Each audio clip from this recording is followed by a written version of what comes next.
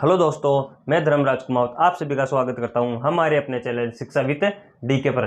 दोस्तों, आज का हमारा टॉपिक है रासायनिक अभिक्रिया एवं समीकरण। आज की इस क्लास में सबसे पहले हम पढ़ेंगे रासायनिक अभिक्रिया किसे कहते हैं, इसके बाद में रासायनिक समीकरण किसे कहते हैं, रासायनिक समीकरण को किस प्रकार लिखा जाता है और रासायनिक समीकरण के कितने प्रकार हैं।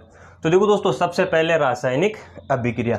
रासायनिक अभिक्रिया होती है किसी पदार्थ में रासायनिक परिवर्तन होना ही रासायनिक अभिक्रिया कहलाता है। देखो दोस्तों, रासायनिक अभिक्रिया किसी पदार्थ में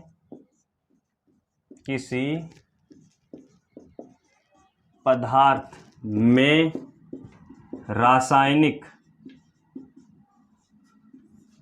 परिवर्तन होना ही किसी पदार्थ में रासायनिक परिवर्तन होना ही रासायनिक अभिक्रिया कहलाता है।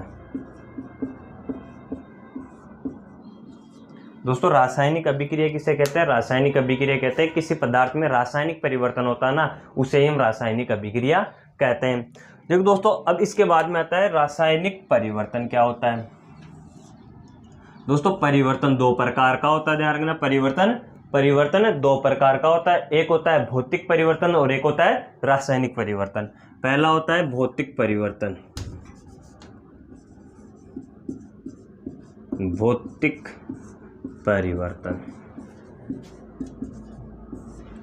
दूसरा होता है रासायनिक परिवर्तन। देखो दोस्तों, भौतिक परिवर्तन क्या होता है? भौतिक परिवर्तन में है ना, भौतिक गुण, किसी भी पदार्थ के भौतिक गुणों में परिवर्तन होता है। एक अस्थायी परिवर्तन है, इसमें नए पदार्थ का निर्माण नहीं होता है। रासायनिक परिवर्तन क्या होता है? रासायनिक परिवर्तन में रासायनिक गुणों में परिवर्तन होता है। एक ये स्थायी परिवर्तन है, इसमें नए पदार्थ का निर्माण होता है। और देखो दोस्तों, भौतिक और रासायनिक, इन दोनों के ऊपर हम पहले ही एक वीडियो बना चुके हैं जो हमारे प्लेलिस्ट में है। देखो, उसमें क्या था, उस वीडियो में हम बताए थे कि रासायनिक और भौतिक परिवर्तन की परिभाषा, दोनों में अंतर और दोनों के उदाहरण। तो जिसको भी भौतिक और रासायनिक परिवर्तन को समझना है वो उस वीडियो को देख लें। अब इसके बाद में आता है, देखो दोस्तों, रासायनिक अभिक्रिया। रासायनिक अभिक्रिया हुई किसी पदार्थ में रासायनिक परिवर्तन होना है रासायनिक अभिक्रिया कहलाता है। अब रासायनिक परिवर्तन दो तरह का होता है, एक होता है भौतिक परिवर्तन, एक होता है रासायनिक परिवर्तन। अब इसकी परिभाषा, अंतर और उदाहरण, इनका वीडियो हम पहले बना चुके हैं। अब इसके बाद में आता है रासायनिक समीकरण। देखो दोस्तों, रासायनिक समीकरण किसे कहते हैं? इसके बाद में आता है रासायनिक समीकरण की परिभाषा। दोस्तों, रासायनिक समीकरण किसे कहते हैं? तो रासायनिक अभिक्रिया में भाग लेने वाले क्रियाकारकों, उत्पादों और इनकी भौतिक अवस्थाओं को चिन्हों, प्रतीकों के रूप में प्रदर्शित करना ही क्या कहलाता है? रासायनिक समीकरण कहलाता है। तो सिंपल सी परिभाषा है, किसी रासायनिक अभिक्रिया में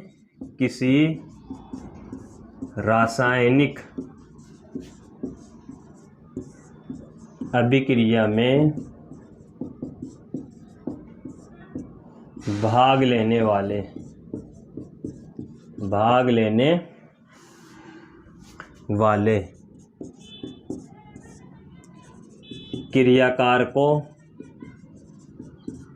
क्रियाकारकों को बोला जाता है, क्रियाकारकों को अभिकारक भी कहा जाता है। क्रियाकारकों या फिर अभिकारक।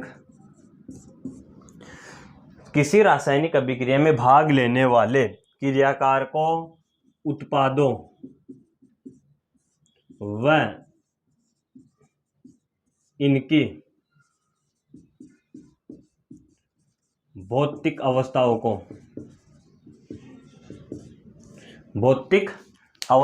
को चिन्हों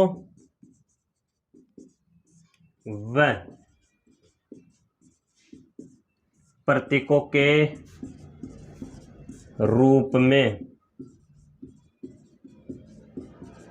प्रदर्शित करना ही रासायनिक समीकरण कहलाता है। देखो दोस्तों, रासायनिक समीकरण किसे कहते हैं? जो हमारी रासायनिक अभिक्रिया है ना, रासायनिक अभिक्रिया में दो चीजें भाग लेती है, एक तो होते हैं अभिकारक और एक होते हैं उत्पाद। बस उनको ही चिन्हों के रूप में व्यक्त करना क्या कहलाता है? रासायनिक समीकरण कहलाता है। देखो दोस्तों, जैसे हमारी रासायनिक अभिक्रिया हम लिखते हैं, जैसे मैग्नीशियम, मैग्नीशियम का दहन होता है ऑक्सीजन की उपस्थिति में, और ये तीर का निशान और ये बन जाएगा मैग्नीशियम ऑक्साइड। देखो दोस्तों, ये तीर का निशान है ना, ये तीर का निशान, इसके इस तरफ ये तीर का निशान है, इसका इस तरफ वाला भाग, इस तरफ वाला भाग ये होता है बायां भाग, बायां भाग। और जो बायां भाग होता है ना, उसको बोलते हैं क्रिया कारक, क्रिया कारक। और जो तीर के इस तरफ वाला भाग है ना, ये होता है दायां भाग, दायां भाग। और जो दायां भाग होता है ना, उसको बोलते हैं उत्पाद। क्या बोलते हैं? उत्पाद, या हम बोलते हैं क्रियाफल। इसका दूसरा नाम क्या था? इसका दूसरा नाम था अभिकारक। लिख सकते हो इसको भी, अभिकारक। और जो तीर है ना, ये तीर इस बात का संकेत कर रही है कि अभिक्रिया की दिशा इस ओर संपन्न हो रही है। ये तीर का निशान क्या व्यक्त करती है? तीर का निशान करती है अभिक्रिया की दिशा बताती है, अभिक्रिया की दिशा को क्या करती है? व्यक्त करती है। देखो दोस्तों, क्या क्या पढ़े हम? रासायनिक अभिक्रिया किसे कहते हैं? रासायनिक अभिक्रिया होती है किसी पदार्थ में रासायनिक परिवर्तन होना ही रासायनिक अभिक्रिया कहलाती है। परिवर्तन दो तरह का होता है, भौतिक परिवर्तन और रासायनिक परिवर्तन। इनकी परिभाषा, अंतर और उदाहरण, इनका वीडियो हम बना चुके हैं। इसके बाद में आता है रासायनिक समीकरण। रासायनिक समीकरण क्या होता है? किसी रासायनिक अभिक्रिया में भाग लेने वाले क्रियाकार को उत्पादों व इनकी भौतिक अवस्थाओं को चिन्हों व प्रतीकों के रूप में व्यक्त करना ही क्या कहलाता है? रासायनिक समीकरण कहलाता है। अब इसके बाद में देखो, इसके बाद में पढ़ेंगे कि अभिकारक क्या होता है और उत्पाद क्या होते हैं। एक बार फिर से परिभाषा, रासायनिक अभिक्रिया किसी पदार्थ में रासायनिक परिवर्तन होना ही, किसी पदार्थ में रासायनिक परिवर्तन होना ही रासायनिक अभिक्रिया कहलाता है। परिवर्तन दो प्रकार का होता है दोस्तों, एक होता है भौतिक परिवर्तन और एक होता है रासायनिक परिवर्तन। इसके बाद में रासायनिक समीकरण, किसी रासायनिक अभिक्रिया में भाग लेने वाले अभिकार को उत्पादों व इनकी भौतिक अवस्थाओं को चिन्हों के रूप में व्यक्त करना ही क्या कहलाता है? रासायनिक समीकरण कहलाता है।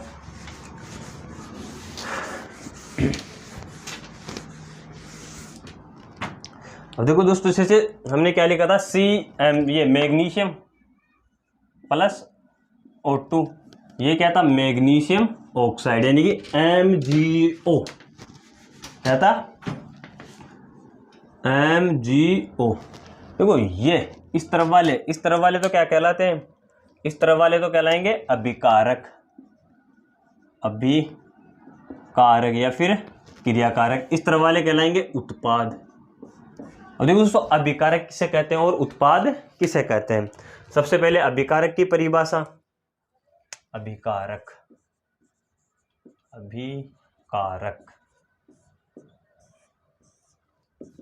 देखो दोस्तों, अभिकारक क्या होता है? या क्रियाकारक। अभिकारक को हम क्या बोलते हैं? क्रियाकारक। देखो, किसी रासायनिक अभिक्रिया में भाग लेने वाले पदार्थों को हम क्या कहते हैं? क्रियाकारक कहते हैं। देखो दोस्तों, यह रासायनिक अभिक्रिया हो रही है इन दोनों के कारण, और जिनके कारण रासायनिक अभिक्रिया होती है ना, जिनके कारण रासायनिक अभिक्रिया होती है ना, उसे ही हम बोलते हैं क्रियाकारक या अभिकारक। देखो दोस्तों, सिंपल सी परिभाषा है, किसी रासायनिक अभिक्रिया में, किसी रासायनिक अभिक्रिया में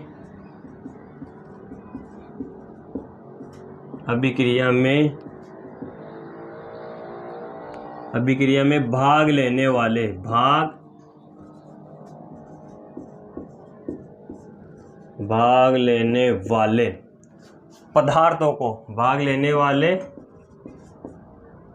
पदार्थों को अभिकारक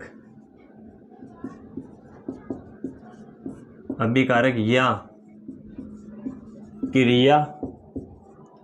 कारक कहा जाता है। जैसे इस समीकरण की मैं बात करूं, इस समीकरण में कौन से अभिकारक है? इस समीकरण में अभिकारक है जिनकी वजह से रासायनिक अभिक्रिया हो रही है, वो है वो है इनके उदाहरण की बात करूं ना भाई, उदाहरण कौन सा है? तो ये इस अभिक्रिया में उदाहरण है हमारा Mg+O2।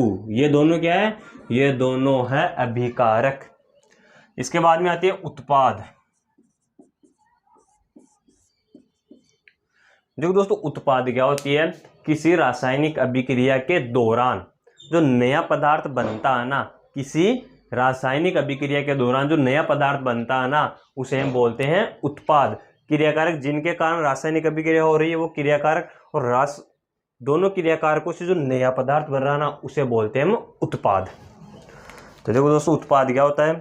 किसी रासायनिक अभिक्रिया में, सेम परिभाषा है, किसी रासायनिक अभिक्रिया में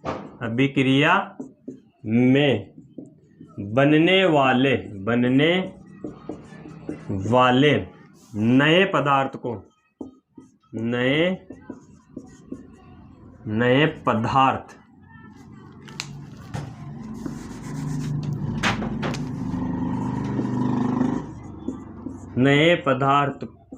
बनने वाले नए पदार्थ को क्या कहा जाता है? उत्पाद कहा जाता है। उत्पाद कहा जाता है। अब इस समीकरण में कौन सा उत्पाद है? हमारे समीकरण में उत्पाद है MgO, मैग्नीशियम ऑक्साइड। यहाँ इसके उदाहरण की बात करें तो इसका उदाहरण कौन सा हो गया? MgO। ये क्या है? उत्पाद। ये क्या था? अभिकारक। दोस्तों, दोनों की सिंपल सी परिभाषा। अभिकारक किसे कहते हैं? जिनके द्वारा रासायनिक अभिक्रिया होती है, जो रासायनिक अभिक्रिया में भाग लेते हैं। उत्पाद किसे कहते हैं? जो रासायनिक अभिक्रिया के दौरान जो नया पदार्थ बनता है, उसे हम क्या कहते हैं? उत्पाद कहा जाता है। अब देखो दोस्तों, इसके बाद में हमारा अगला टॉपिक है, वो है रासायनिक समीकरण को लिखना। रासायनिक समीकरण को हम किस प्रकार लिखते हैं? तो देखो दोस्तों, रासायनिक समीकरण को हम दो तरह से लिखते हैं। अभिकारक किसी रासायनिक अभिक्रिया में भाग लेने वाले पदार्थों को हम बोलते हैं अभिकारक, और उत्पाद बोलते हैं किसी रासायनिक अभिक्रिया में बनने वाले नए पदार्थ को हम क्या कहते हैं? उत्पाद कहते हैं।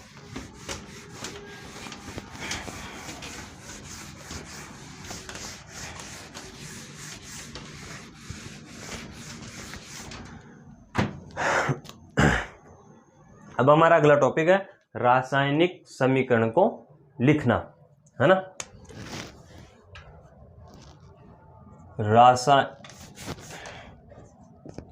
रासायनिक समीकरण को लिखना।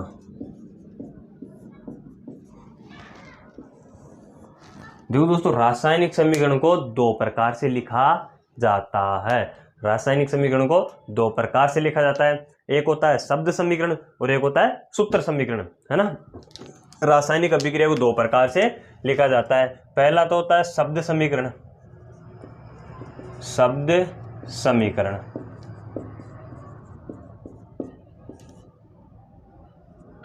दूसरा होता है सूत्र समीकरण।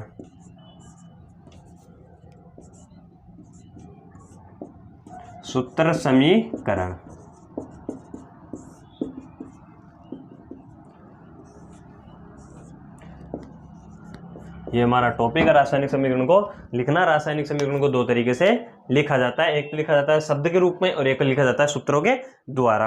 अब देखो, इनकी परिभाषा क्या होती है? शब्द समीकरण किसी रासायनिक अभिक्रिया में भाग लेने वाले पदार्थों को शब्दों के रूप में व्यक्त करना शब्द समीकरण कहलाता है। सिंपल सी परिभाषा है, किसी रासायनिक अभिक्रिया में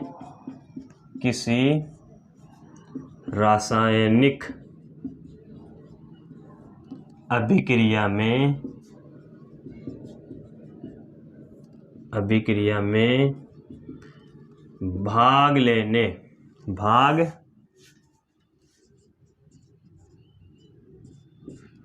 लेने वाले भाग लेने वाले पदार्थों को शब्दों के रूप में व्यक्त करना शब्द समीकरण कहलाता है। क्या कहलाता है? शब्द समीकरण कहलाता है। देखो, जो रासायनिक अभिक्रिया में जो भी पदार्थ भाग लेते हैं ना, हम उनको शब्दों के रूप में लिखते हैं, उसे हम बोलते हैं शब्द समीकरण। जैसे अभी हमारी ऊपर परिभाषा थी ये Mg+O2 MgO। अब इसको मैं शब्दों के रूप में लिखूं, जैसे ये है मैग्नीशियम। क्या है? मैग्नीशियम। मैग्नीशियम प्लस ये क्या है? ऑक्सीजन। अगर हम मैग्नीशियम का दहन करते हैं ऑक्सीजन की उपस्थिति में तो हमें क्या प्राप्त होता है? MgO, यानी कि मैग्नीशियम ऑक्साइड। Magnesium oxide. ये तो क्या हो गया? शब्द समीकरण हो गया। जो रासायनिक अभिक्रिया में ये पदार्थ भाग ले रहे हैं, इनको शब्दों के रूप में व्यक्त करना है शब्द समीकरण कहलाता है। इसके बाद में आता है सूत्र समीकरण। सेम परिभाषा है, बस किसी रासायनिक अभिक्रिया में भाग लेने वाले पदार्थों को, यहां लिखना है पदार्थों को सूत्रों के रूप में व्यक्त करना।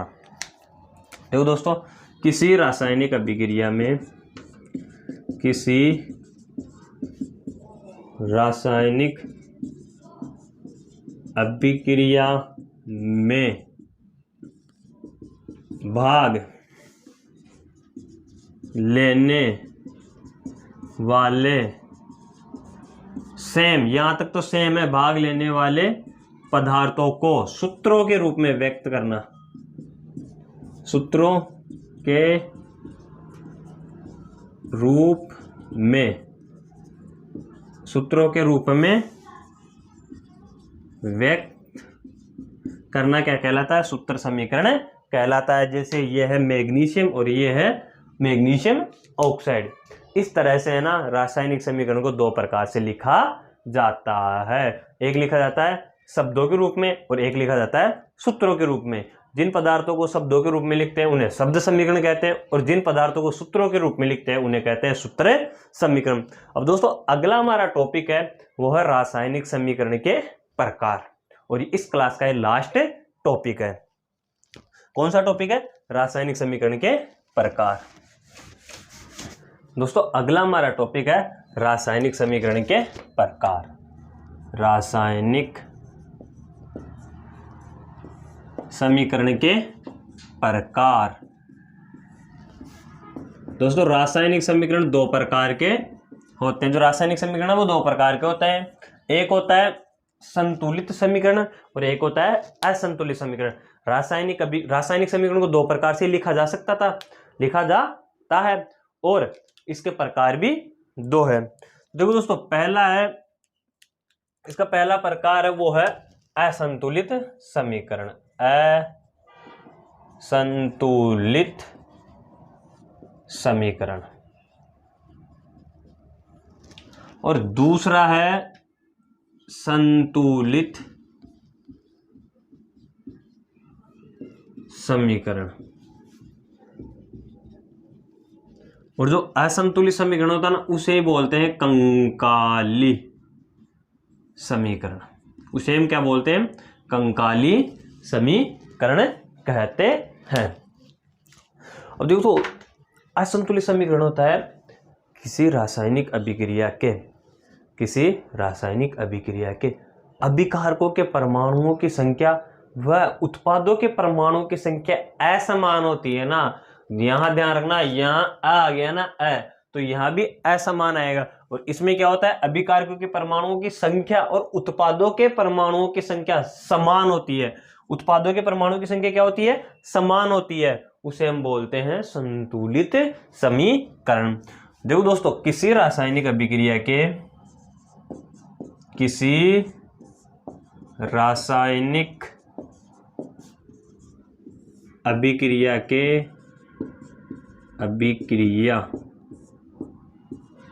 के अभिकारकों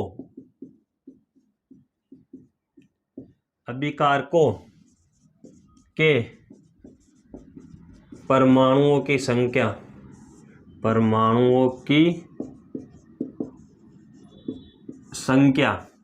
व उत्पादों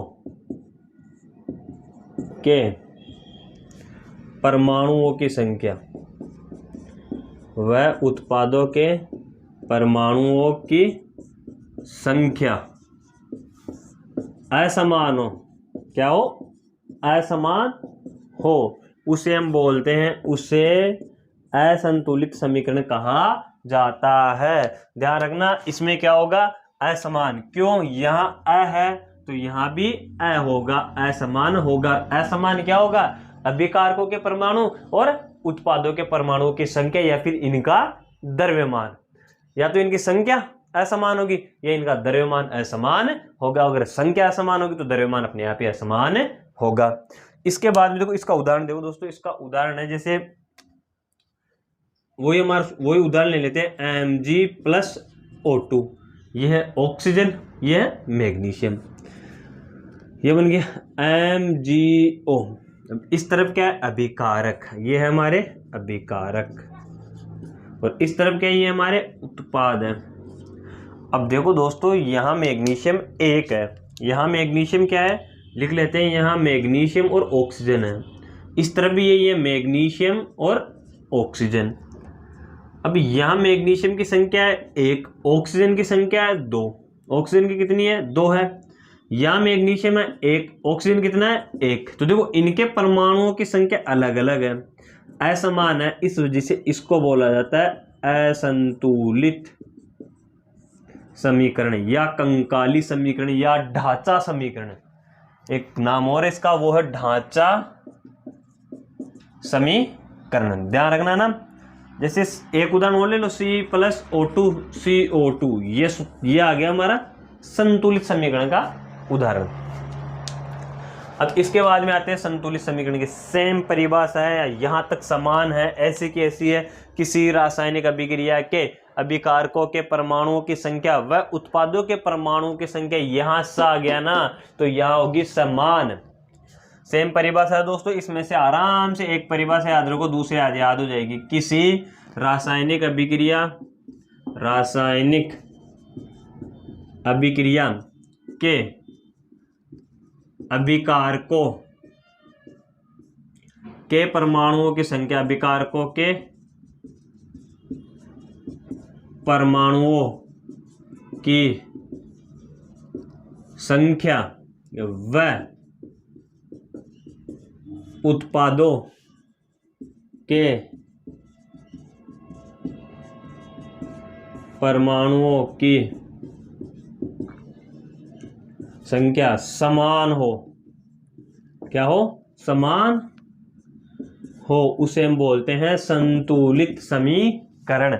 देखो दोस्तों, क्या यहां से आ गया ना, तो यहाँ इसमें जो अभिकारक और उत्पादक के परमाणु की संख्या होगी ना, वो क्या होगी, समान। बस तसा ध्यान रखना, यहाँ क्या आ गया, समान आ गया, तो यहाँ समान होगी। यहाँ आ गया ना, यहाँ स आ गया पहला शब्द, यहाँ पहला शब्द स है तो समान, यहाँ पहला शब्द अ है तो असमान।